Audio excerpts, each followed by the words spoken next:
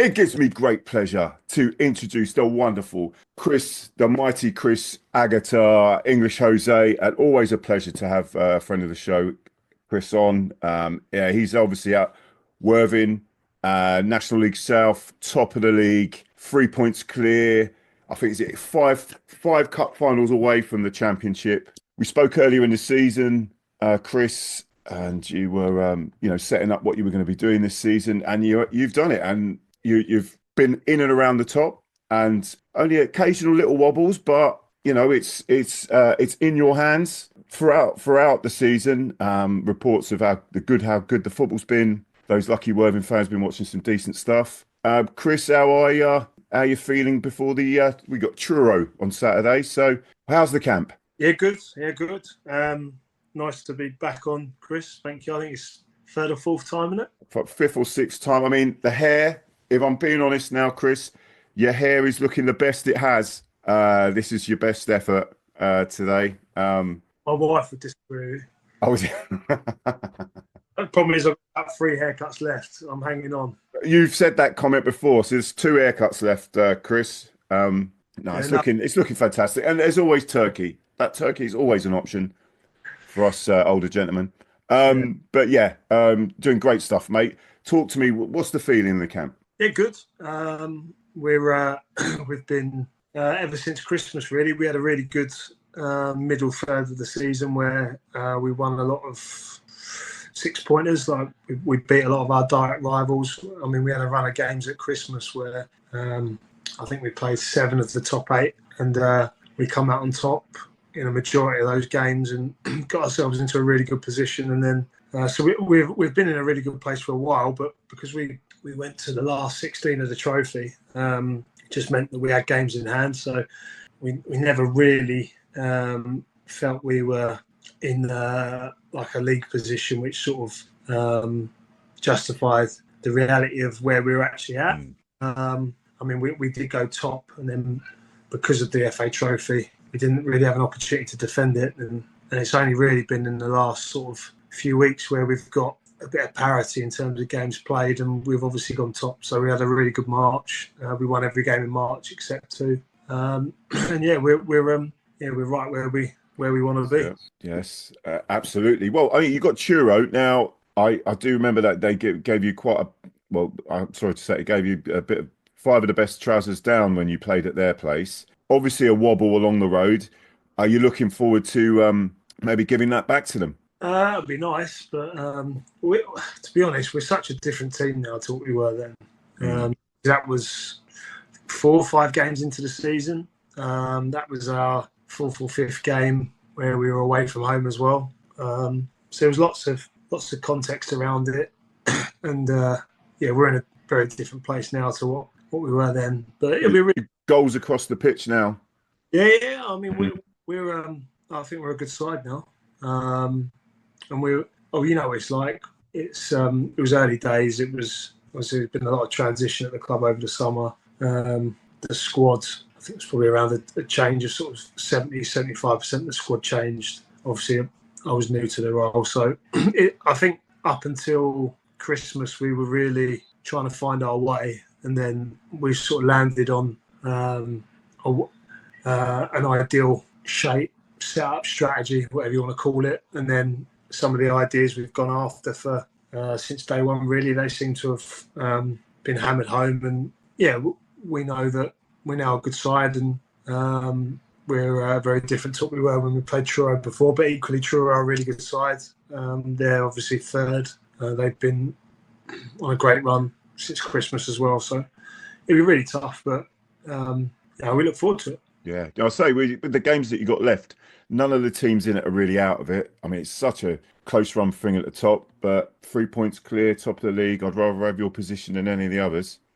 Definitely. Yeah, no, it's a really competitive league. No one's run away from it. I mean, Torquay had, I think, at one point like an 8-point lead. That's sort of the biggest gap there's been. But because the league is so competitive, everyone sort of beats everyone. But you know, we've won more games than anyone. We've got the best home record in the league, and we've got 5 of the remaining games are on 3G. 3 of them are at home. So we're going into sort of last 5 games really confident that we can finish the job off. But equally, we know it's going to be really difficult because the league is anything but straightforward. But it's good to be a part of what is probably the most exciting league title race in any of the sort of top 5 or 6 divisions in Europe, I'd suggest. So it's exciting. Yeah.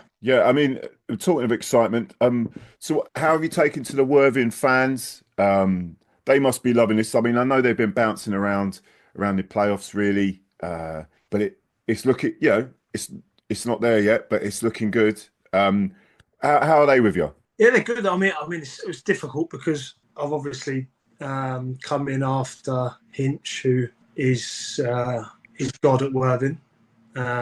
Rightly so as well, because of the incredible job that he's done. And then in the interim period, club legend Darren Racine took the club to the verge of the National League. So I can imagine a few, or more than a few supporters were probably underwhelmed by some fella from Hastings turning up. But I know that over time, that with the way that I work and the sort of the result of that is has been success. You sort of think, well, hopefully you end up getting supporters on side, and I think we've done that. Like I think now, especially in the last sort of 6 weeks, since we have found our feet and we've started to, we've played in moments. Like, we haven't been particularly dominant on a consistent basis. Where the last 6 weeks we've looked like a good team. And we've started putting together more complete performances, and I think that's meant the football's more exciting. It's a lot more aggressive and front foot than what it was at Hastings. This is probably the best team, or the team that I enjoy watching more than any other in terms of the teams I've managed or built. I'd pay to watch this team, whereas obviously at Hastings previously we had to do it a slightly different way because personnel was different. I was probably at a different stage of the journey, so what I was going after was slightly different to now. And I think we give the supporters good value for money, I think that's obviously helped build a better relationship between myself and the Worthing fans. But again, it's early days. Like, I know that if we lose too many games, I'll need to get my tin hat on. But that's that's football in general. It's social media. It's a pretty. It has obviously some good bits, but also has some rank bits which aren't great. So the best solution really is just to keep winning, because then you sort of avoid all of the rubbish that you can and the heat that you can experience if you do fall short or you do lack success. Well, I'd rather be, as a Worthing fan, like in the position you are now, up there or up about in the playoffs. I mean, I don't think I'd be slagging you off on social media, but I don't know if they're obviously so used to success. Maybe, I don't know, but I think to be fair, like I said, the Hinch before me done an incredibly good job and didn't just win games, but played a really attractive attacking brand of football. So they are big shoes to fill, but I think there was a reason that I got the job, and hopefully I'm sort of justifying it. But like I said, you're never going to please everyone all of the time. No, of course not. But actually talking to Hinch, I mean, York, great stuff him and obviously Gary's doing there. I mean, you still must be keeping in contact with him. I mean, how's he feeling up there? Yeah, no, all good. To be honest, myself and Hinch, we just exchanged messages, just well done's really, and keep up the good work. That's sort of every couple of months, and he's done an incredibly good job up there. He's a brilliant manager. He'll end up managing the Football League, I've got no doubt. And then Gaz, I spoke to Gaz a few weeks. Gary. Yeah, Super Gary. I think spoke to Gaz. He's typical Gary, top man, one of the best men you could ever meet. So and I spoke to him about the situation we're in, and whether there was any learning to take from when he managed Hastings. And obviously they went on that brilliant run towards the end of the season to to finish the job off. So Remember it well, mate. yeah, we Feels just a bit long ago now, but yeah, go on. it's amazing. Had a catch, sort of picked his brains on a few bits, and yeah, no, he's a great guy. And that to be fair, that Hastings changing room, we still all talk now. Do you know what I mean? Like it was good, a real tight knit group, and that sort of 2.5 years that we had together was brilliant. So yeah, I still speak to all the crew, which is great. Oh, great.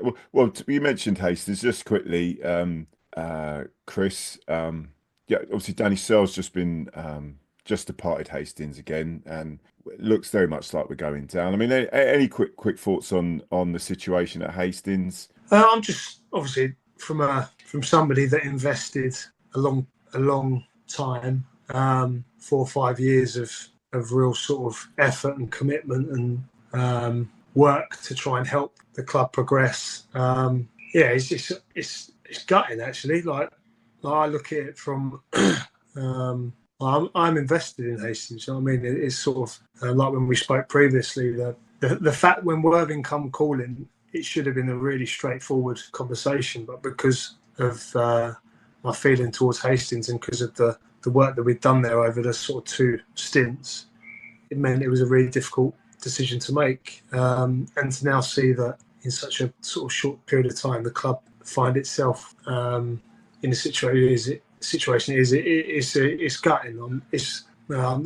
I'm upset by it, to be honest, because you know, like I said, I mentioned Gary and all those guys, John Meaney, Sammy Adams, Dick, all of these guys. You know, you can name all of them. They really committed so much to the club and worked incredibly hard to elevate the football club, and to see it where it's at is difficult.